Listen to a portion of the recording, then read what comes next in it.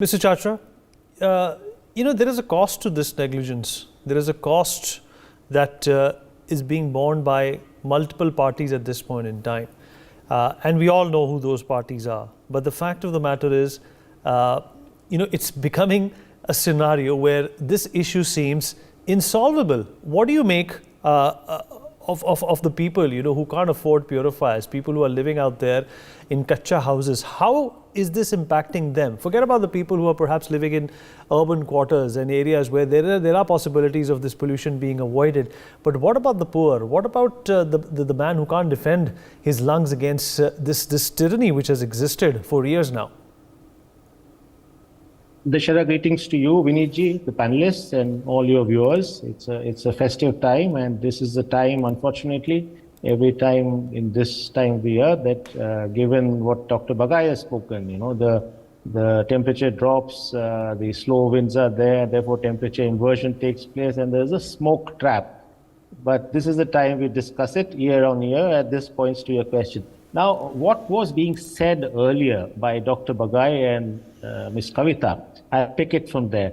You see, the health cost that Dr. Bagai talked of, and he referred to 8 to 10 years. I mean, we really don't have, of course, the numbers are available more nationally, but we really don't have the air pollution-based health costs in Delhi. And there's an old study of the World Bank, which talks of 9.4 years. As per WHO standards. I think things have become probably worse by now. This is a dated study. Economic costs have not been calculated. But as we all know, and what you pointed to, Vinitji, these costs and burdens, the loss and damage is differentially borne. On the economic side, this is most borne by the workers in the working classes of the city called Delhi. Now, these may be construction workers, these may be domestic workers, these may be sanitation workers, who do not and cannot afford the kind of protections you spoke of, the air purifiers, not stepping out. So it's a compulsion for them to get out to work. That's one thing I want to say. And we do not have any analysis, any evidence, data-based analysis of what's this differential loss and damage, the costs that people are bearing. Take, for example, the health side of the cost. Now, those, as we know, are also demographically borne by the elderly and by the children most. So in a sense, there's a differential impact in any public policy. And I'm sorry to say, the kind of response that I have seen in the past years, when the pollution becomes very severe, the kind of response you have is to ban construction activity for 3 weeks or for 2 weeks. Now, who loses out? And they'll give a paltry kind of compensation of 2,000 rupees, rarely available to all the workers. So what we are doing is we are essentially transferring the costs of our inaction, the costs of our, sort of policy inaction, political inaction onto our most vulnerable people, the children, the elderly, the workers of the city. And I think this needs to stop. There are evidence-based studies we need.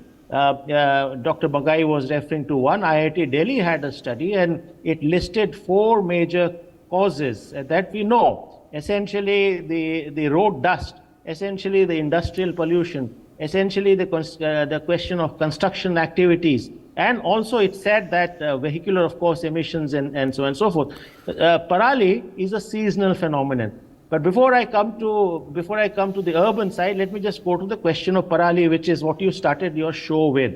Now, on the question of parali, what is parali? What is stubble burning? It's a compulsion of a particular model of agriculture that we've tried, the intensive green revolution model of agriculture, which basically means that the kharif rice alternates with the rabi wheat, basmati, and then the wheat varieties that are grown in North India. It's not just Punjab or Haryana, it's also Western Uttar Pradesh and also parts of Pakistan.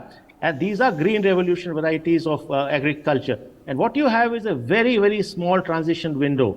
So you have 15 to 20 days by the time now the kharif crop is harvested and the rabi crop has to be born, and the farmers take recourse to stubble burning. So I think any medium-term solution to the point you were referring is actually transforming that agriculture into more agro-ecological models. The recent budget gave an impetus to that. There has been a talk of agro-ecological transitions in agriculture. So that's really needed. The late M.S. Swaminathan, who I remember today, started off as a Green Revolution champion, but ended in his last phase of work on to become an ecological champion, ecological agricultural champion. So I think that's the medium-term solution needed. But in as much as short-term solutions you were speaking of, Vinit, Right. we know that the IARI PUSA has developed a PUSA biodecomposer. It is very effective. Analysis has pointed to that. It takes 15 to 20 days to turn the crop stubble into fertilizers. It's affordable at 30 rupees an acre. And Delhi government is giving it free. Why not do it? Give it free to all of the states. I think that's a policy action we need. But you know, the PUSA biodecomposer is also not a panacea.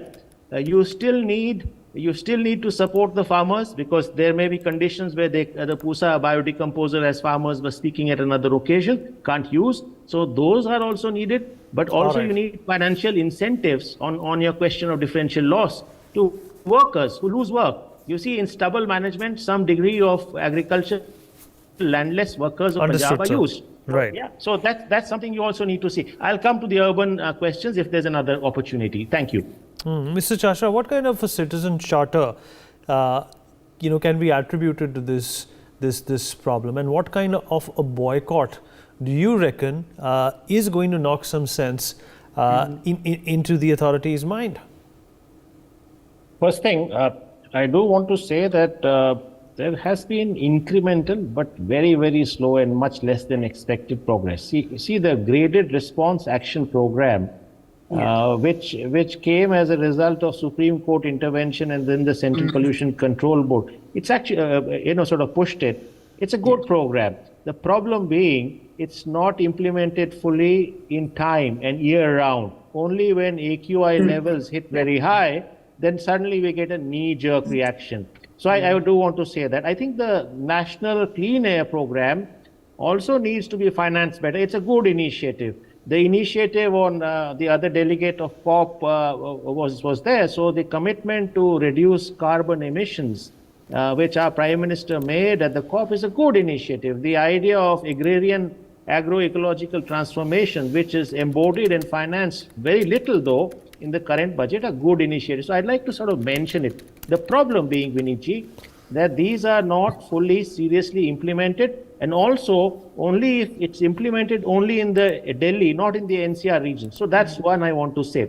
पहली बात कि हम पानी बचाएं, दूसरी बात कि हम श्रीअन्न या मिलेट्स को खाएं और प्रमोट करें, और तीसरी बात प्राकृतिक खेती की, जो बात हमने अभी यहाँ छोड़ी थी, द नेचुरल फार्मिंग. और मैं बोलूँगा कि ये बहुत ही महत्वपूर्ण है विनीत जी. अगर हमें पारिस्थितिक सभ्यता, इकोलॉजिकल सिविलाइजेशन अगर हमें बनाना है, चाहे वो ग्रामीण भारत में हो, चाहे वो शहरी भारत में हो, ये these are essential components. There is much more to it. तो मैं पारिस्थितिक सभ्यता और इकोलॉजिकल सिविलाइजेशन के पॉइंट ऑफ व्यू से ही बोल रहा था.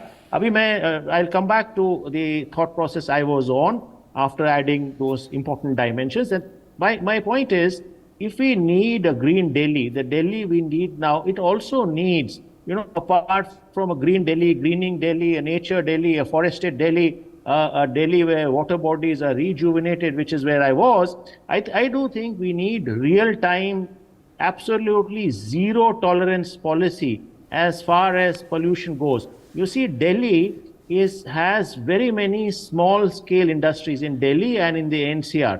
And I think through the year, we need a very, very, very strong zero-tolerance policy at the level of implementation, real-time monitored. Similarly, the construction activities, the concrete batching, which gives a lot of, sort of pollution, which is what the Delhi IIT says, also needs very strict implementation and monitoring, review and monitoring on a real-time basis. Right. See, parali is just one factor. These are the other factors. As far as, the road dust goes, Delhi has probably one of the most extensive networks of road. I don't remember the number of kilometers it covers, but there's considerable road dust, vehicular emissions which added to it. These are huge. And as Dr. Bagai was speaking earlier, these are not just about PM10 and PM2.5 and below. Sure, it's also the toxic gases. So I do think the last mile connectivity, the cycling paths, alternates are needed. The assurance that public transport frequency has just been increased, but it needs a longer treatment. That's how I would like to see it. And you're absolutely right. And